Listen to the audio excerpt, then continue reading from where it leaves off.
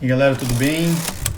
Esperar todo mundo entrar. Hoje a gente vai falar, como toda terça-feira, às 7h30 da noite, a gente conversa um pouco sobre como você pode melhorar a sua vida, sua qualidade de vida através de investimentos, através de finanças pessoais, através de uma maneira mais tranquila de viver a vida com a sua tranquilidade na questão financeira.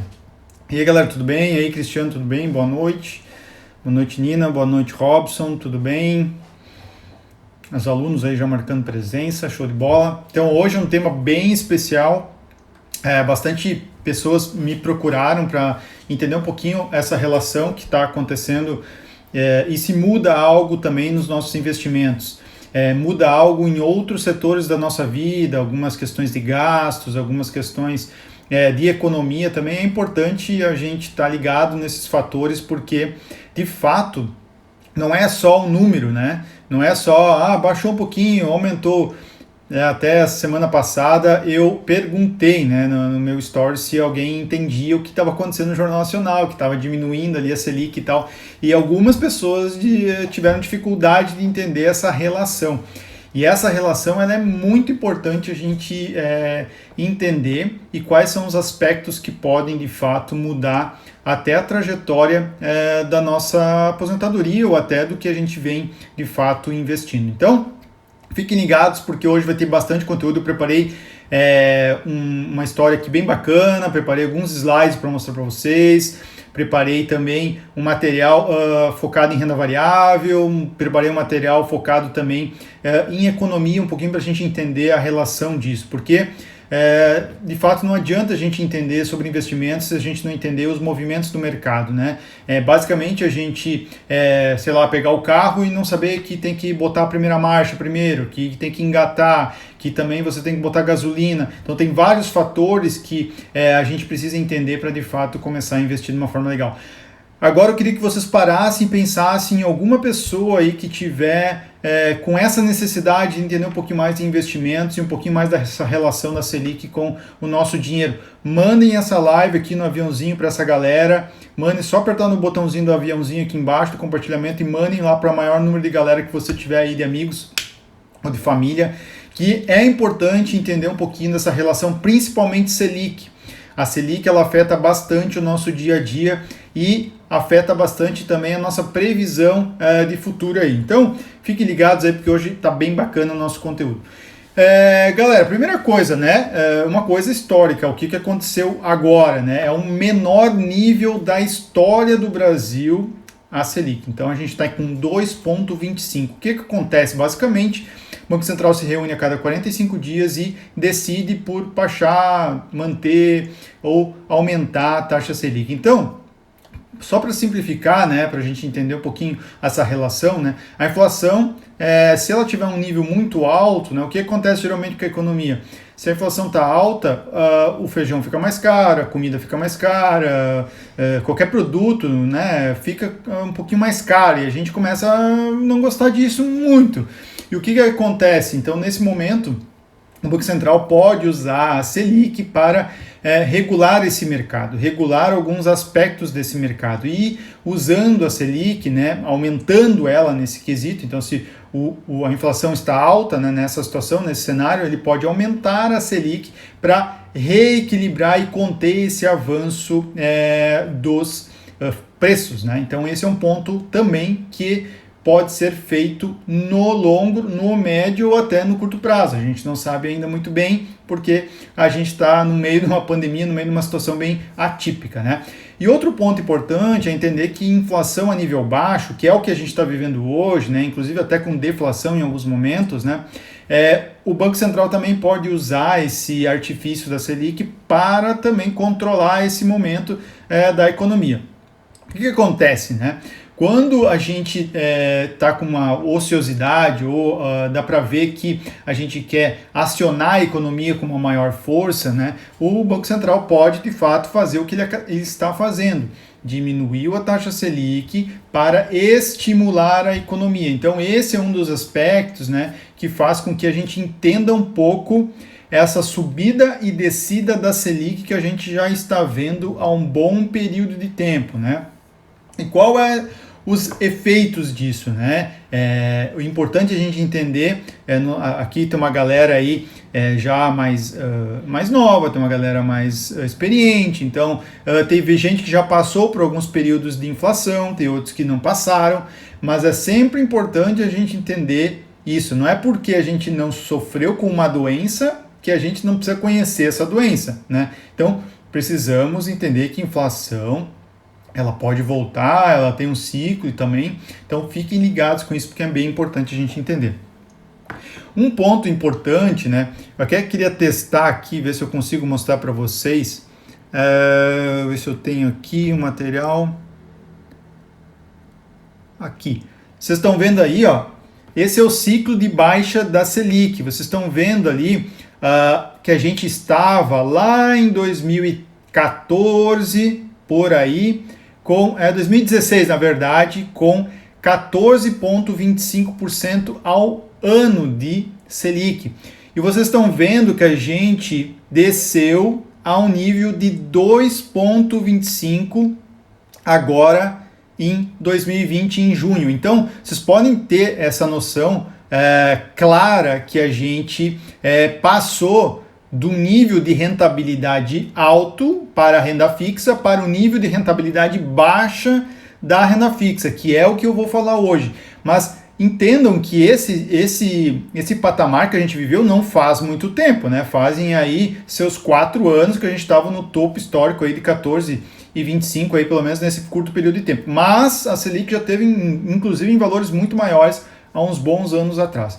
Mas entenderam então essa curva então, que a gente tem de baixar a Selic nesse momento. Fiquem ligados porque isso afeta muito o nosso dia. Quais são os efeitos disso, né? Os efeitos disso são custo de empréstimo mais barato, né, para o cidadão, e seja ele cidadão ou seja uma pessoa jurídica também. Então, esse é o momento que teoricamente, eu vou explicar um pouquinho depois, o nível de endividamento pode baixar, a gente pode ter juros mais baixos.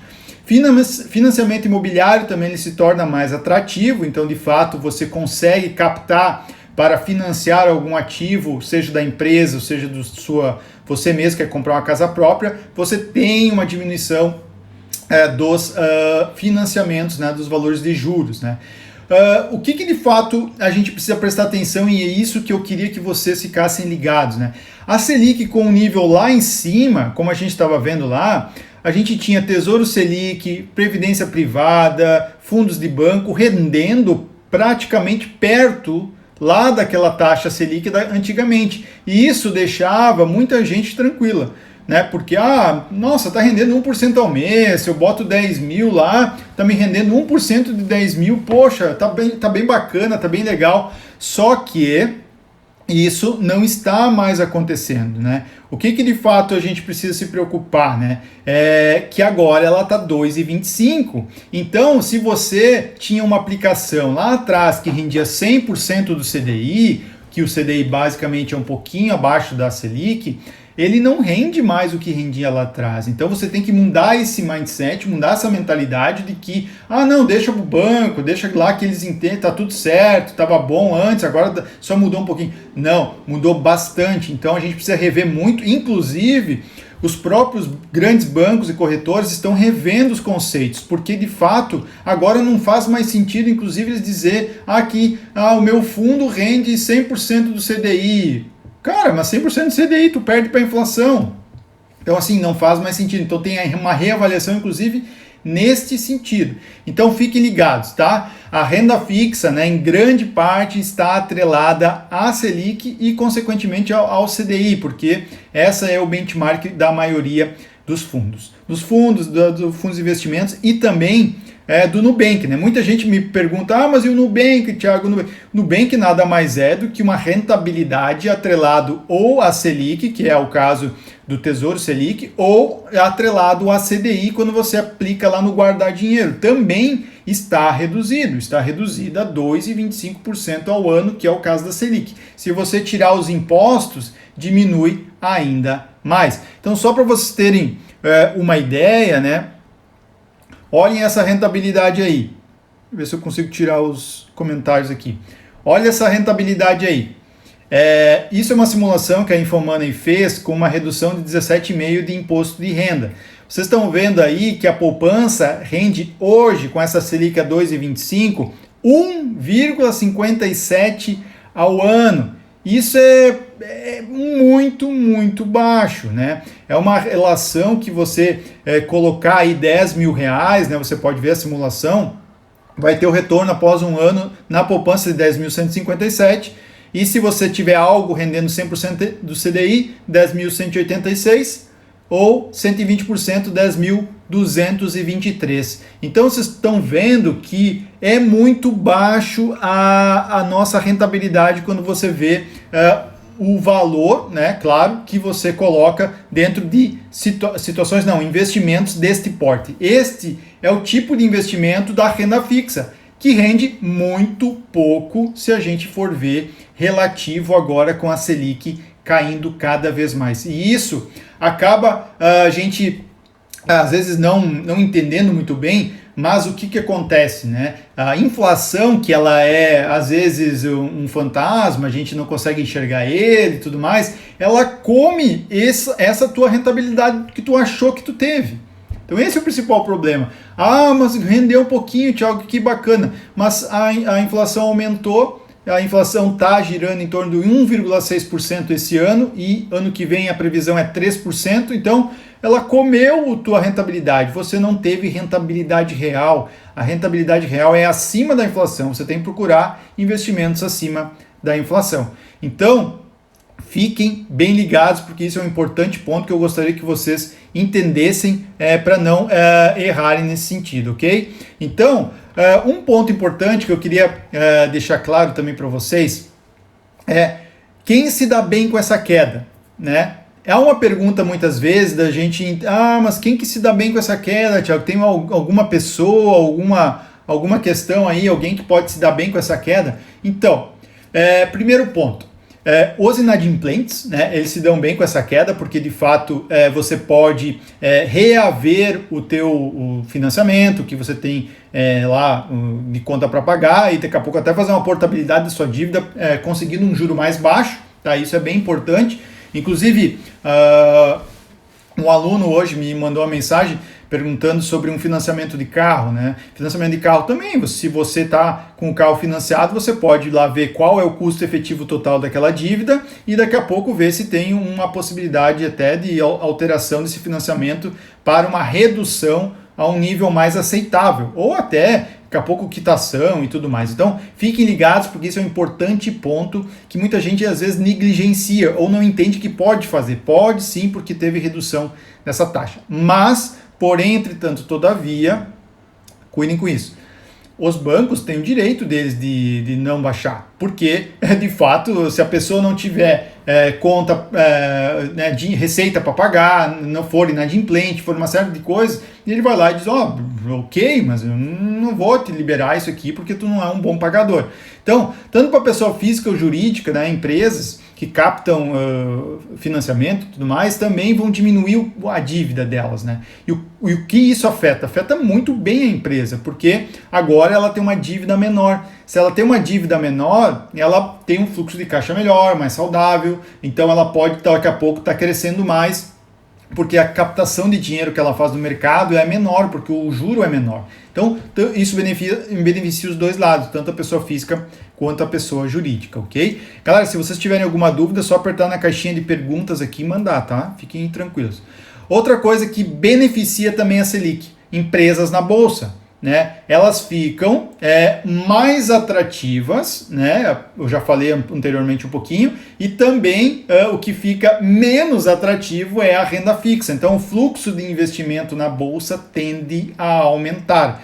Haja visto nos países desenvolvidos, né? Eu já venho falando aqui, né? Estados Unidos 65% da população adulta investe na bolsa. Mas por que será? Porque eles têm uma taxa Selic muito baixa há muito tempo. Eles não podem mais deixar o dinheiro deles rendendo o que rende a renda fixa deles, senão eles estão fadados a não aumentar o patrimônio. Então eles têm que correr mais risco. Para correr mais risco, a gente precisa conhecimento. E é isso que vocês estão fazendo aqui para captar esse conhecimento e ver de que forma vocês conseguem, de fato, aumentar o patrimônio de vocês. Então, esse é o segundo tipo, né, de melhoria, no caso, ou que se dão bem nessa queda.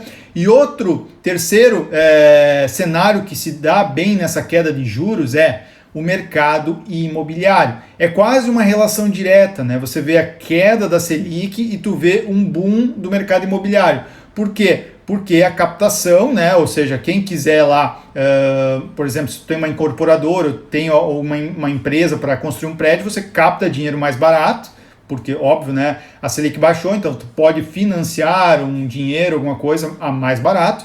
E também tem outra parte boa, porque quem vai financiar esse apartamento pode também financiar a um valor menor. Então faz todo sentido para essa pessoa também. Então, fiquem ligados, porque o mercado imobiliário ele acaba sendo um mercado muito bacana nesse momento. Mas nem tudo são flores, né? Vocês lembram que juro não é bom pagar, juro é bom receber. Então, para quem tem inteligência financeira aí, sabe que o quanto é bom ver o juro caindo na tua conta e não te saindo da tua conta. Então, fiquem ligados. Outro ponto importante do mercado imobiliário, né, é os fundos imobiliários. Os fundos imobiliários também acabam se tornando atrativos nesse momento. Por quê? Primeiro, que são ativos imobiliários, são ativos que você tem um ativo real ali por trás, né? E também porque eles te dão uma previsibilidade um pouco melhor na renda variável, né? Menos volatilidade, ele te dá uma maior tranquilidade caso o investidor deseje, né, correr um pouquinho mais de risco e começar de fato a entrar na bolsa, entrar em fundos imobiliários para ter um rendimento mensal e também ter um pouquinho a mais aí de rentabilidade além dos outros pontos. Mas eu vou falar depois um pouquinho mais sobre reserva de emergência, tá, pessoal? Que é um ponto importante que muita gente me mandou dúvidas sobre esse ponto. Galera, um ponto que eu quero que vocês tenham cuidado, né? Interessante, a gente precisa ter cuidado nessa ida, né, à renda variável. Eu acabei de falar que vai estar mais atrativo, né? E isso acaba levando muita gente sem informação para lá. Chove pessoas no meu Instagram, às vezes atropeladas, às vezes querendo ganhar tudo a qualquer custo, acham que a Bolsa de Valores é um tipo de aposta, acabam investindo em pirâmide financeira, em trade que acha que ganha, mas na verdade está só fazendo uma roleta russa ali, então cuidem. Primeiro ponto é organização. A gente precisa saber o que a gente deve, né? A gente precisa organizar isso da dívida maior para menor em termos de juros, né? Porque o juro ele é absurdo muitas vezes, então fiquem ligados com isso. E organizando disso, normalmente o investidor sai da poupança logo mais, porque ele começa a entender dos investimentos, não é louco nem nada, ele começa a ver que a poupança é óbvio que rende 70% da Selic. Eu acabei de mostrar ali, poupança rendendo 1,57 ao ano, é um absurdo, é muito baixo. Né? E aí ele começa a ver também que o banco também não oferece bons investimentos. Aí ele já viu que o banco é uma grande bucha para investir. Então ele começa a procurar corretoras, procurar investimentos na corretora, fazer conta na corretora. E esse mundo novo precisa ser descoberto. O que eu vejo muitas pessoas fazendo errado por aí, vão direto para a renda variável, né? Não conhecem a renda fixa, não conhecem Tesouro Direto, não conhecem Tesouro IPCA, não conhecem Tesouro Prefixado, não conhecem CDB, não conhecem uma série de investimentos que te deixam mais tranquilo e que também te dão rentabilidade de médio prazo a longo prazo e caem direto na renda variável. Então isso é muito errado. Tem que cuidar com essa questão, tá bom, pessoal? Não vão direto para a renda variável, vocês têm que fazer um período de renda fixa e montar a sua estrutura. O maior aprendizado de todos os investidores é a sobrevivência. Morto não conta história, né? E essa é a grande realidade. A realidade a gente precisa montar a nossa casa com sustentação, tanto no telhado quanto embaixo. Não adianta ter um telhado muito bonito se não tem uma fundação, certo? Um não sobrevive sem o outro. Você não vai ter um telhado, uma casa sem telhado também. O que vai adiantar viver ali dentro? Então, essa base inicial ela é muito importante. Então, aprendendo esse início, você vai começar a ter um monte de e-mail de corretor, e-mail de tudo que é coisa, então tem que tomar cuidado. Escolha uma pessoa, por exemplo, escolha um mentor ou alguém que já fez, já investe, tem resultados, sobreviveu por bastante tempestades, vamos pensar assim, a pessoa já investe há um certo tempo, ela conhece um caminho bacana para você começar a investir. Então não se atirem no primeiro investimento sem conhecer, vocês precisam conhecer, e eu faço uma analogia, basicamente invista somente se você conseguir explicar algo que seria complexo para você um tempo atrás de uma maneira simples. Então esse é um bom recado para quem vai começar a investir. Lembrando, inflação, a perspectiva é 1,6% esse ano, 2021 3% e 2022 3,5%. Isso foi o Copom que mandou na última ata. Então, o que está hoje na nossa mente, né? A Selic 2,25, CDI 2,15, tá? Ao ano. E isso, se a gente olhar, né, para a rentabilidade real, dependendo do investimento que você tem que diminuir a inflação, que eu acabei de falar. Então, fiquem ligados. Agora eu queria mostrar para vocês o básico da rentabilidade. Quem não souber isso aqui está com sérios problemas. Então olhem aí. Vou tirar os comentários aqui.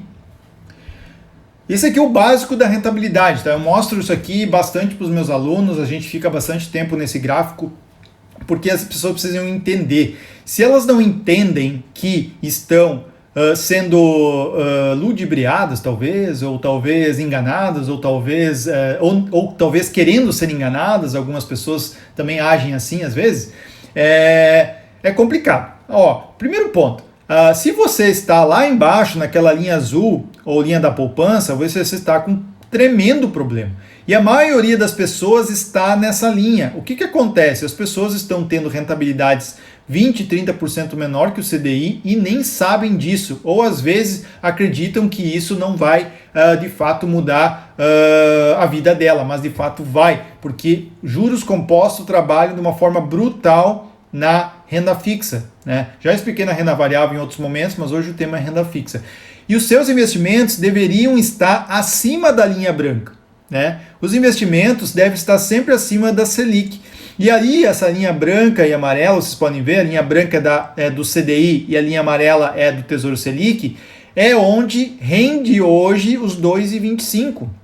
Certo? Onde a gente está com a Selic. Ali, em torno disso, é o que vai render em termos nominais, que nem a gente falou anteriormente. E os seus investimentos devem estar sempre na linha verde. Galera, isso é muito importante vocês entenderem, porque, de fato, vai ter problemas grandes se você não entender isso. Isso é básico da educação financeira, é o básico da inteligência financeira. E se você não entendeu esse slide aqui, me pergunte, bota uma mensagem aqui. Eu quero profundamente que vocês façam uma boa análise dos seus investimentos e coloquem ele nessa linha, nesse gráfico, porque senão você vai estar com um péssimo investimento. Essa é a realidade, péssimo investimento. E não ache que, mas eu só tenho R$500, mas eu só tenho R$1.000 na poupança. Não interessa, dinheiro é dinheiro, não importa quanto seja. Você precisa investir, é o seu dinheiro. Hoje pode ser pouco, mas daqui a pouco pode ser bastante. Não pense que, eu só posso botar R$100 hoje, Thiago, então não compensa. Não compensa uma pinóia, claro que compensa. Comece com pouco, seja R$30, R$40, mas comece. Não entre nessa vibe de que, eu tenho pouco, eu sou pobre, coitadinho de mim, me ajudem. Não entre nessa vibe.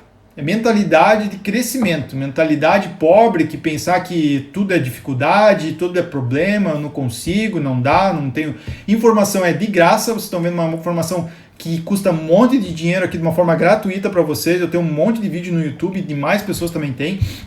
Fiz uma semana de primeiros investimentos há 2 semanas, uma semana e meia atrás. Os alunos já entraram na turma 5 agora. Então, assim, tem informação, galera, e é importante vocês, quanto antes tiverem isso, fazerem com que vocês consigam, de fato, alavancar os investimentos de vocês. Então, esse é um importante ponto que vocês precisam ter uma noção, porque se a inflação subir, galera, esse gráfico aqui que vocês estão vendo, que é bastante simples para vocês entenderem, ela pode subir acima do amarelinho ali, entenderam? A inflação ela pode subir mais, e aí vocês podem ter um problema bastante sério aí com os investimentos de vocês. Então, fiquem ligados, tá? Isso é um importante ponto que vocês precisam entender. Se prepare, né? Agora as rentabilidades vão ser diferentes, a gente vai precisar entender melhor o que a gente precisa para o nosso futuro. E, bom, aonde eu invisto, Thiago? Como é que eu faço? O que agora? Posso ir para o Tesouro? O que tu acha do Tesouro Direto?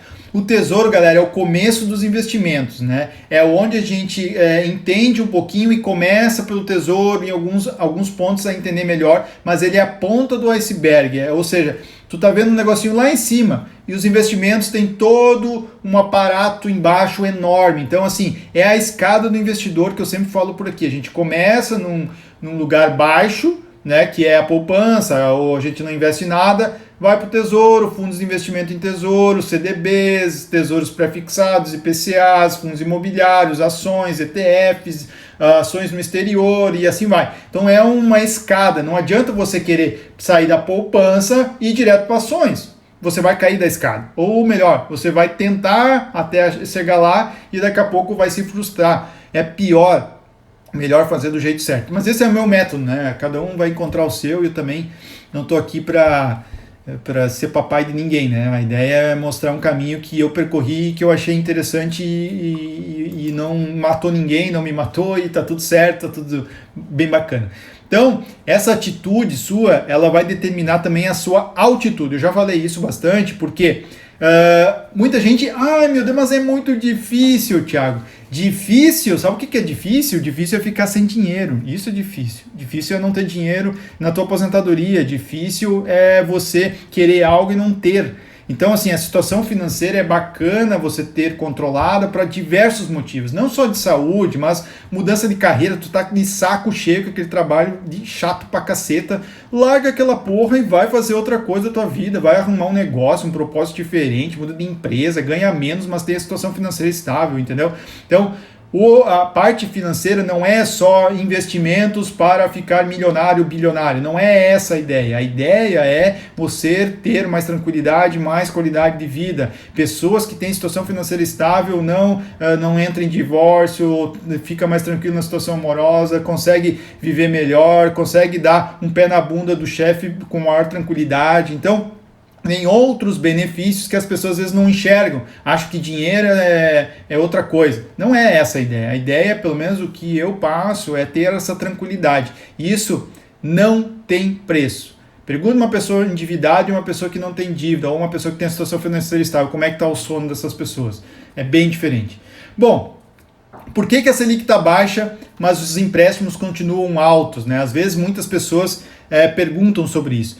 E eu trouxe algumas coisas aqui para vocês terem uma noção, só para vocês analisarem aqui algumas questões importantes da gente entender. Por que eu trouxe esse tema, né? Porque muita gente às vezes acha que se mudou de um lado tem que mudar do outro.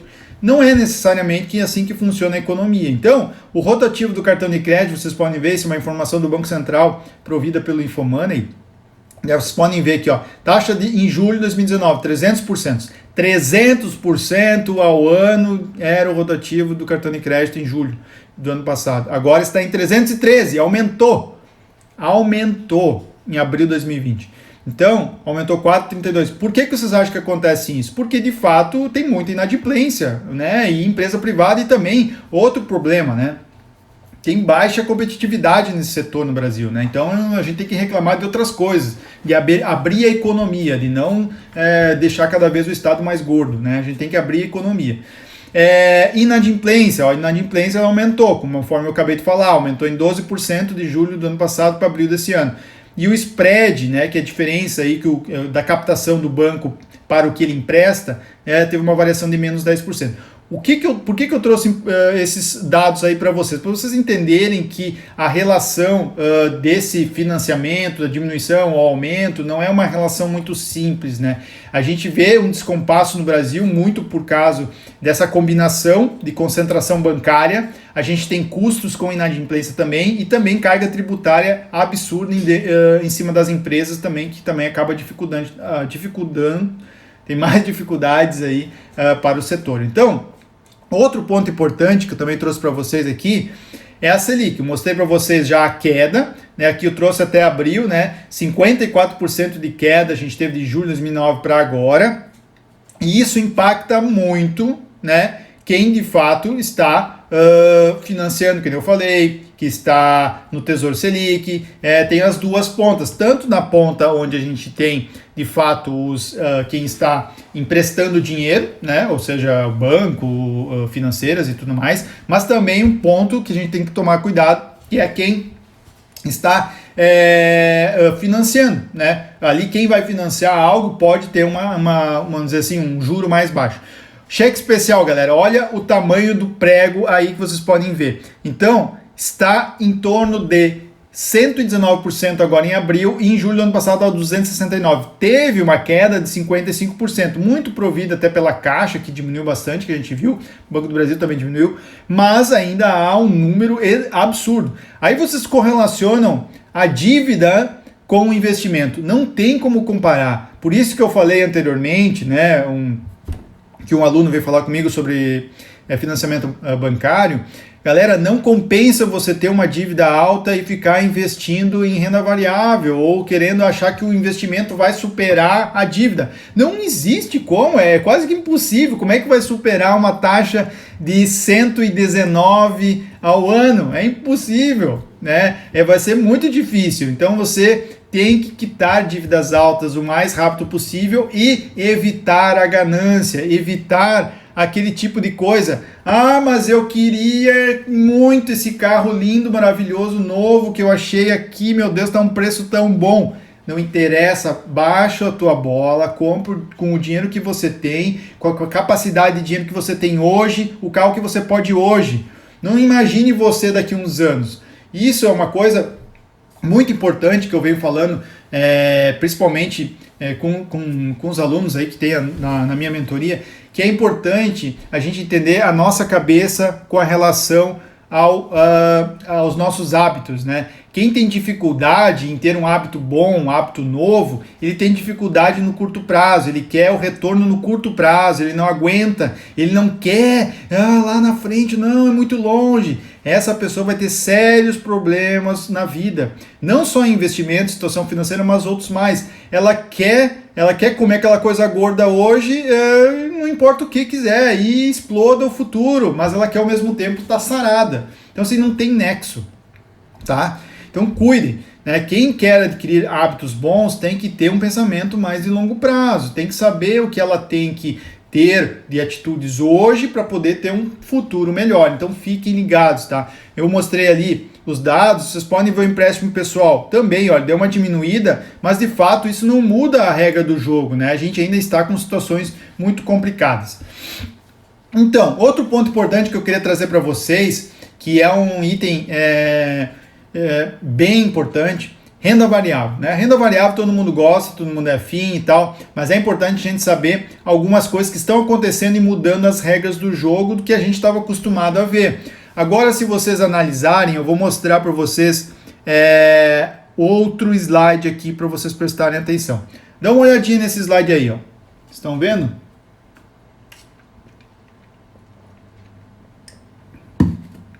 Então, ó, isso basicamente, vocês estão vendo a linha amarela ali, né? Vocês estão vendo um gráfico, né? O gráfico é correlacionado o dividend yield do Ibovespa versus a taxa Selic. O que é dividend yield? Dividend yield é o quanto de percentual que as empresas do Ibovespa, nesse caso, estão pagando de dividendos, ou seja, dinheiro, proventos na conta dos investidores no ano, versus a taxa Selic pagando de rentabilidade por ano. Então, o que está acontecendo aí? Em preto a gente vê os dividendos e em amarelo a taxa Selic. E aí a gente está vendo que pela primeira vez na história a gente está vendo uma inversão disso. O que é essa inversão? Ou seja, se a gente deixasse o dinheiro somente nas empresas do Ibovespa, os juros não, os dividendos estão maiores do que a própria taxa Selic. Isso é uma loucura, né? A gente nunca pensou que isso ia acontecer num curto espaço de tempo, mas está acontecendo. Isso é um gráfico da XP, coloquei ali a fonte, e eles fizeram esse estudo, o ponto importante que eu queria que vocês entendessem, né? Aqui no Ibovespa tem 75 ações mais ou menos, e nem todas são boas, tá? Tem um monte de ação porcaria lá dentro que eu nunca teria.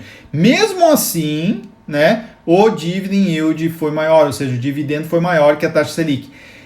Então imagine vocês, se vocês soubessem de fato investir, se vocês saibam escolher ações, entendam um pouquinho mais sobre ações e fazem os investimentos corretos, escolham boas empresas do Ibovespa, boas empresas do Brasil, imaginem o tipo de rentabilidade que vocês podem ter. Então por isso, claro, empresa boa, empresa que seja sólida, empresa com baixo endividamento, empresa que cuida dos acionistas, que tem governança, empresas legais. Então, fiquem atentos, né? Esse é um movimento que está acontecendo no mercado que a gente precisa de fato entender e também saber aproveitar em alguns momentos. Tem um ponto também importante que eu queria mostrar para vocês. Esse é uma correlação das ações de Ibovespa, né, nos últimos 5 anos contra o CDI. Lembra que eu falei anteriormente que algumas coisas, né, algumas situações, efeitos, né, da diminuição da Selic acontece. Então, o que aconteceu? Por exemplo, tem uma ação, a primeira lá, a gente está vendo lá, é a Cyrela, né, uma empresa no ramo de construção. Ela tem uma maior um impacto, né, um caso positivo no curto prazo com os juros em queda. E quanto mais para baixo, que talvez, não sei se vocês conseguem enxergar, deixa eu só tirar aqui os comentários para vocês enxergarem. Ali do lado esquerdo, vocês estão vendo maior impacto positivo no curto prazo com juros em queda. Vocês estão vendo que tem um impacto positivo maior, né, então, com essa queda da Selic. Então, esses são pontos, né, que a gente precisa de fato entender e também saber essa relação. Por isso que não basta simplesmente sair investindo, porque eu sei lá, eu estou a fim de investir, vou investir em qualquer coisa, tá bom e tudo mais, vamos para frente, não importa, eu sei tudo, uhul. Não é assim. A gente precisa entender também algumas coisas que acontecem na economia para quando acontecerem você não sair desesperado vendendo, mudando o teu investimento, porque, sei lá, aconteceu uma mudança de fato na economia. Então, fiquem ligados com isso, tá? Agora eu vou falar um pouquinho sobre reserva de emergência, tá bom, pessoal? O que muda com isso, ok? Teve uma pergunta aqui, se tiver alguma outra pergunta, deixa eu ver aqui.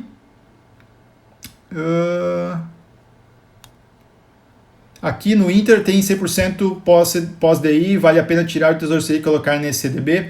Ó, essa é uma pergunta que vem constantemente, é importante a gente entender essa relação. Olha só, eu vou falar agora sobre esse tema, tá? Neiva, não sei o nome dela, não dá para aparecer aqui. O que é importante a gente entender? Reserva de emergência, né? Não tem muito jeito, pessoal. A gente precisa de liquidez, segurança e algo que não vai enriquecer a gente, vai de fato manter o nosso padrão e tem uma segurança para quando a gente precisar. Se der ruim, a gente tem aquele dinheiro. Então fiquem ligados com isso. Segurança e liquidez. Liquidez é a velocidade que isso se torna dinheiro e se torna dinheiro mais do que a gente colocou lá no princípio. Não pode ser menos do que a gente colocou. Então, por isso tem alguns pilares importantes da gente entender. É melhor, quem sabe, deixar debaixo do colchão, Thiago? Não é melhor debaixo do colchão, porque debaixo do colchão o dinheiro perde valor através do tempo. É igual deixar algo debaixo do colchão também, vai perder valor dependendo do que for. Se for um notebook, muda muito o valor do notebook também. Dinheiro, ele perde valor através do tempo, porque a gente tem inflação. A inflação come boa parte do nosso dinheiro. Então, não, deixar no colchão não é bacana. E assim, que nem a pergunta aqui que teve, né? Mas e um CDB 100% pós-fixado, ou talvez o Tesouro Selic? O que a gente tem que ter em mente? Quando a gente investe em CDBs 100% do CDI, que são com liquidez diária, tá bom? Estou falando de reserva de emergência.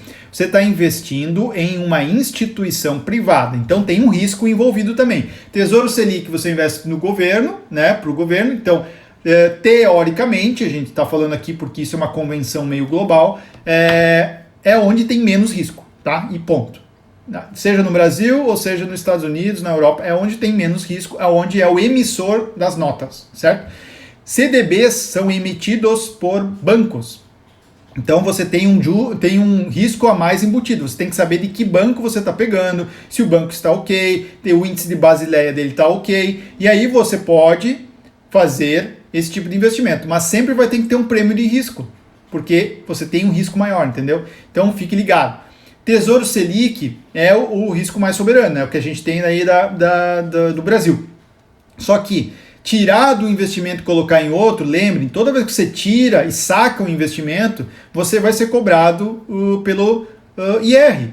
Então não faz muito sentido ficar tirando e colocando em outro lugar e pagando IR sem precisar. Então, o que você vai fazer?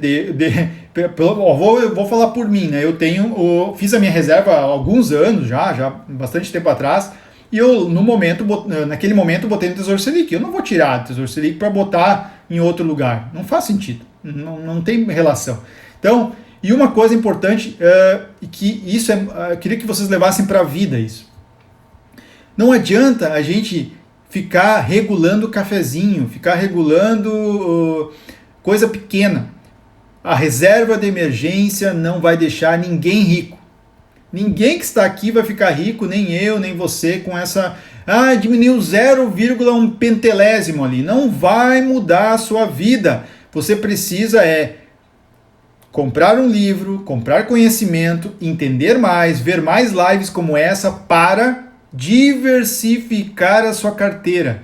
Essa parte de reserva de emergência você tem que deixar sólida. Tá bom? Então esse é um importante ensinamento que muita gente no início confunde. Eu também era assim, meu Deus, e agora o que eu faço? Entendam isso, porque a reserva de emergência ela é algo que é mais estático na nossa carteira. Essa é a mensagem que eu queria falar para vocês. Então, CDBs vão render 100% CDI, se você tem esse tipo de investimento, né, que renda 100% CDI, mas cuidem, nem todo CDB serve para reserva de emergência, certo?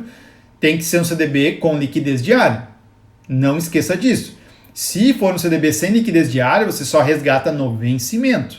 E aí você tem um problema grande, tá bom? Porque você vai querer sacar e não vai poder, ou vai sacar com o menor valor que você tinha. Então, tem muita gente, muito aluno que já teve esse tipo de problema. Ficava investindo, eu estou investindo para minha filha, estou investindo para não sei quem, e investia na cooperativa, no banco XPTO, e lá investia, e nem sabia onde é que estava. Quando via, eram investimentos para saque daqui a 2 anos, 3 anos, 4 anos, 5 anos, mas ele só olhava a rentabilidade. Olha que rentabilidade boa. Se ferrou, meu amigo, porque agora como é que tu vai sacar de volta? Você vai sacar com uma rentabilidade menor, às vezes, e você perdeu toda a rentabilidade, ou perde toda a rentabilidade do período. Então, conhecimento, galera. E uma vez visto, não tem mais como desver, tá? É loucura. A hora que vocês entendem dos investimentos, como essa engrenagem funciona, vocês sabem que é muito importante e vocês vão saber, de fato, como fazer essas mudanças. Muita gente me pergunta, Thiago, Tesouro IPCA e prefixado servem para reserva de emergência? Não servem, não dá para confundir as coisas. Tesouro IPCA e prefixado são marcados a mercado, então eles fazem isso aqui durante o tempo. Tem o início e o final dele. Aqui você compra hoje e lá no final você resgata. E durante esse período ele flutua de preço, então não dá para você fazer reserva em algo que flutua de preço. Não dá, então não é indicado. Tem bastantes fundos de renda fixa, eu até já mostrei alguns para os alunos, que é a possibilidade de fazer. E tem fundos de renda fixa que investem 100% ou 95% em Tesouro Selic. E eles compram o Tesouro Selic no atacado. E quando você compra no atacado, você paga menos. Paga menos, qual é o paga menos? O paga menos é aquela 0,25 de taxa que a gente paga no Tesouro Selic anual para a Bolsa. Então eles fazem esse pagamento, eles não fazem esse pagamento na real, e aí essa rentabilidade acaba aumentando um pouquinho. Então, para fundos de emergência, é bacana ter um fundo DI que invista em Tesouro Selic que não tenha taxa alguma, tá? Tem alguns no mercado que é possível a gente achar, e aí sim ganhar rentabilidades maior que o Tesouro Selic, maior que CDB com 100% CDI, que sejam então mais bacanas, ok? Isso é uma maneira de você fazer. Thiago, mas eu tenho um fundo aqui de crédito privado, um fundo que é D+1, D+2. Eu não gosto, tá? Eu tô falando eu pessoalmente não gosto porque tem maior, vamos dizer assim, risco. Quando tem crédito privado, o próprio nome diz, é um crédito privado, ou seja, ele tem debêntures lá dentro. Ele pegou e emitiu, ele comprou, né, algumas debêntures de alguma empresa. Empresa tem um risco bem maior que tesouro, né, bem maior que um banco, então tem que cuidar. Fundos, mas o fundo está rendendo mais que 100% do CDI, eu acho que vale a pena para minha reserva de emergência e tem liquidez, dê mais um, olha só mais um dia e está na minha conta. Mas se tem crédito privado lá dentro, você está correndo um risco bem maior e às vezes não sabe. Mas Thiago, nos últimos 2 anos deu rentabilidade acima do CDI. 2 anos é muito pouco, não adianta você olhar 2 anos. Olha você 2 anos atrás e para esse ano mudou bastante, mas se você olhar de 4, 5, 10 anos atrás, você mudou muito mais. Então isso é bem importante vocês ficarem ligados, entenderam? Bem importante. Então, reserva de emergência em fundo imobiliário, então, Thiago, já que tem bem pouca volatilidade, fundo imobiliário me dá um rendimento mensal, o que tu acha?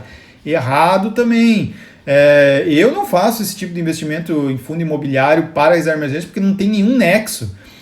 Fundo imobiliário é renda variável. Renda variável, o nome já diz, varia, sobe e desce todo santo dia, todo minuto. Então não dá para você ter reserva de emergência em algo que flutua de preço todos os dias. Porque bem no dia que você quer, vai cair, pode ser. Entendeu? Então é bem complicado. Além do que, fundos imobiliários, você tem que pagar DARF se você vender, né, e tiver lucro. Você tem que pagar 20% de imposto sobre a sua rentabilidade. Então tem mais um outro problema em cima disso. Então que às vezes as pessoas se confundem e acaba não sendo bastante bacana para quem de fato gosta de ter tranquilidade. Eu gosto de ter tranquilidade, tanto na minha vida como nos investimentos.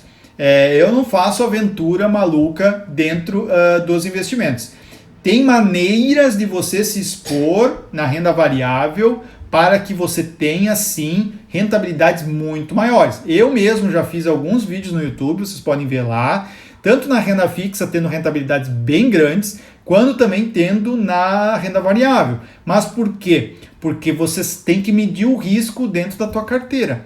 Tem uma estratégia que se chama estratégia de barbell. Tá? E tem outras mais aí, por isso que eu falo bastante da minha mentoria. Cada um vai saber trilhar o seu rumo. Não adianta você copiar a minha estratégia, copiar do fulano, copiar sei lá, de uma casa de research, da Empíricos, ou o que for aí. Você vai estar terceirizando esse risco para outra pessoa. Isso não é legal. Porque o que vai acontecer? O que vai acontecer de fato? Você vai ter problemas, né? Então vai ser problema. Então, o que vocês têm que tomar cuidado? Não invistam nesses pontos que eu acabei de falar, né? Não é bacana você se arriscar nesse sentido. E o investimento correto, dado a baixa na Selic, no caso, né? Foram esses que eu acabei de falar. Se você mexer, você pode ter problemas em alguns e vai ter alguma exposição em outro. Por exemplo, né? Acabei de falar lá no início da live, né?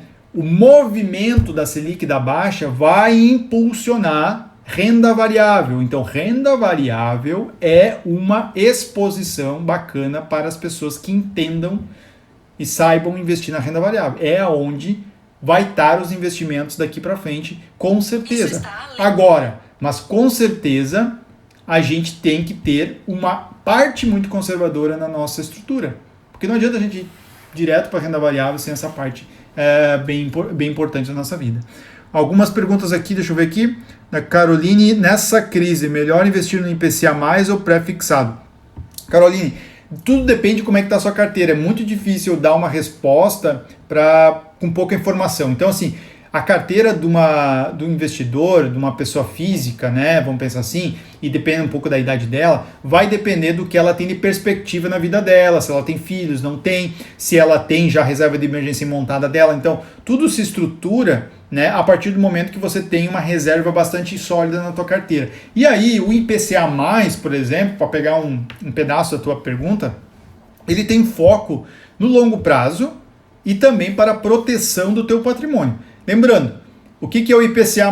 É o IPCA, ou seja, a inflação, mais, o que é o mais? O mais é um percentual que você vai ganhar dependendo do dia que você comprar ali no Tesouro Selic, no Tesouro Direto.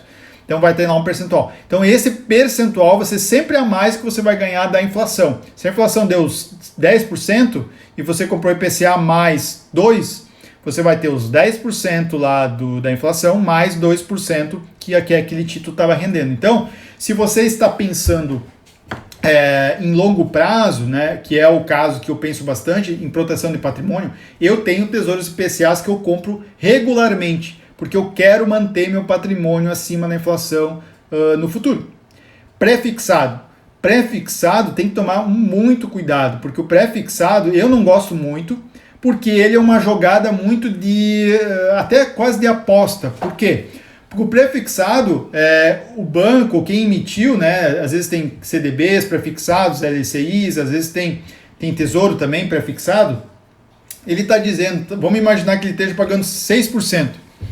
Ele vai ter um prazo, né? E esse prazo, por exemplo, vamos dizer, nós estamos em 2020 e o prazo é 2023, certo? Vai pagar 6% ao ano até 2023. Vamos imaginar que ano que vem a Selic aumente para 3%, aí em 2022 aumente para 6%, em 2023 aumente para 8%, e você está lá segurando um pré-fixado de 6% ao ano. Você está perdendo uma boa escalada da própria Selic, então até perdendo para a própria Selic. Então, o pré-fixado a gente tem que fazer ter alguma exposição, às vezes, da nossa carteira. Eu cuido muito com isso, porque não é sempre que eu tenho algumas opções boas no mercado. Eu, por exemplo, me expus a pré-fixado há uns 2 anos atrás. Eu peguei pré-fixados a 12% ao ano, 11,7% ao ano, está muito bom. Muito bom. Então tá rendendo muito, mas naquele momento, o que eu via para frente? Eu olhava, essa Selic vai cair mais e vai demorar para subir. E aí, naquele momento, como investidor, eu tomei uma decisão e aí eu fui para frente. Então, é importante a gente analisar esses contextos aí. A Karine, acho que perguntou aqui, a Selic caiu e agora onde investir? Foi os pontos que eu falei. A gente vai precisar investir renda variável, diversificar carteira. Principal, galera, não há almoço grátis, né? Livro aqui, ó, Ray Dalio, esse livro aqui de cima, pretinho aqui, ó, fala bastante sobre isso. A gente precisa, de uma forma ou de outra, começar a migrar um pouco os nossos investimentos para uma carteira mais diversificada.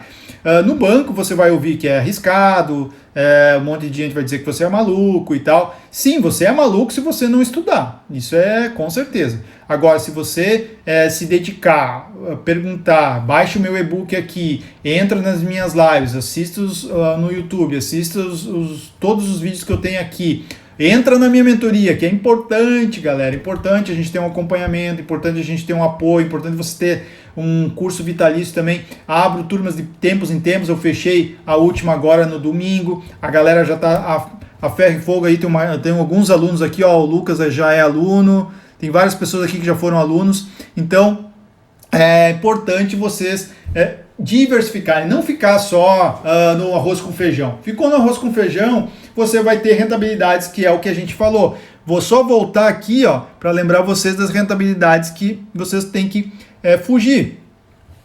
Se você está no arroz com feijão, você está lá embaixo. Olha, ó, o Cristiano também já é aluno, ó, o Cristiano estava com rentabilidades lá naquele azulzinho lá, ó, lá naquele azul lá. E ele saiu desse tipo de coisa. O Cristiano também, ele estava aqui com algumas capitalizações ruins, acabou saindo. Então tem um monte de informação que é importante a gente conhecer. E uma vez conhecido, galera, você muda a mente. Muda a mente porque, de fato, você escolhe melhor. E o escolher melhor não é só investimento, mas também financiamentos, mas também negócios. Porque, de fato, você precisa ter o seu dinheiro rentabilizando melhor. Então, esse é um ponto muito importante. Você ter o seu dinheiro rentabilizando no mínimo acima da linha branca. E isso tanto para a reserva de emergência quanto para os outros, né? Reserva de emergência vai estar ali na linha branca, que hoje é o mais seguro do Brasil, no caso do Tesouro Selic, que a gente entende isso, né? Como garantia da moeda. E os seus investimentos precisam estar com a sua carteira como um todo. Então, a posição em renda fixa, a posição em renda fixa de médio prazo e aquilo que é para aumento de patrimônio, como, por exemplo, previdência privada, renda variável em ações de fundos imobiliários, ETFs, a tua posição também em tesouros IPCAs, por exemplo, e até ações fora do país, você precisa estar sempre acima do CDI, obviamente, e uma coisa mais importante de todas, acima da inflação. Porque senão, do que adianta você ter R$10 hoje e daqui a 20 anos você ter, sei lá, R$50, sendo que aqueles R$50 não compra mais o que aqueles R$10 compravam hoje. Então isso é muito importante e a galera precisa ficar antenado. Galera, alguma pergunta aí? A gente está com um tempinho aí, se vocês quiserem mandar. Mande essa live para os seus amigos, porque é um importante conhecimento, eu acho que a gente passou hoje. Não é um conhecimento raso, é um conhecimento bem bacana para quem quer se aprofundar e entender um pouco como a economia funciona e é como a Selic funciona, como os investimentos se mudam. E a Selic é um único indicador, né, galera? Tem outros indicadores que a gente precisa também ficar de olho e que podem mudar de fato como a gente investe a nossa carteira e também como a gente investe a nossa vida, né? Nossa parte de financiamento, a nossa parte que a gente tem para compras de negócios, por exemplo, se você vai investir em algum negócio, isso é bem importante. Não apareceu aqui, mas se quiser manda aí, Cristiano, uma pergunta. E outro detalhe que é importante a gente também entender é que esse crescimento, né? Pô, Thiago, mas eu queria investir já para ganhar uma rentabilidade maior. Aos poucos a gente vai fazendo isso, né? Tem algumas pessoas aqui, ó, o Juliano, por exemplo, já investe bastante em renda variável, também já foi aluno. A gente vai crescendo aos poucos, não se apresse. Quanto menos idade a gente tem, às vezes a gente quer ser mais rápido nas coisas, mas isso não vai te dar velocidade na realidade, né?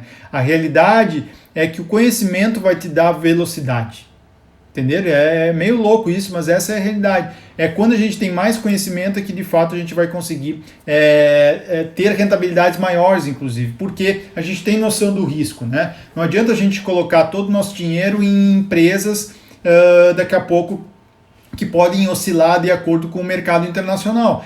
Olha esse ano, não sei se você não tem noção, mas esse ano tem as eleições nos Estados Unidos ainda. Imagina, olha uma mudança que pode acontecer bem grande, né? Tem eleições municipais no Brasil também.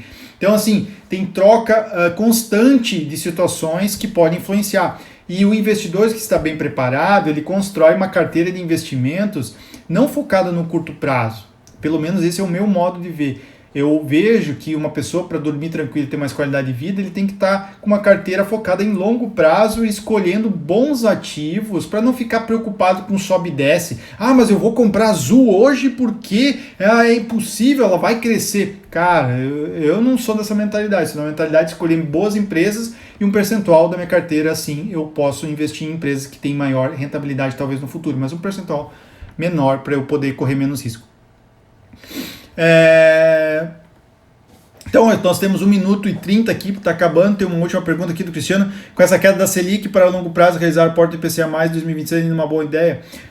Para longo prazo, depende do teu longo prazo, né? Cada um tem o seu longo, mas longo prazo para mim é sempre mais que 5 anos, né? Então o Tesouro IPCA 2026 já fica muito perto do médio prazo, assim. Então tem que ver e analisar a tua carteira, Cristiano, ver o quanto, né, você está recheado de renda fixa para, vamos dizer assim, para o teu curto, né, o curto prazo está lá bem recheado para você ter reserva de emergência, ok, e para longo prazo, o que é o longo prazo para você? Se for longo prazo 2026, pode ser um percentual pequeno da tua posição ter nesse tipo de ativo. Eu não tenho muita posição em algo tão perto, né?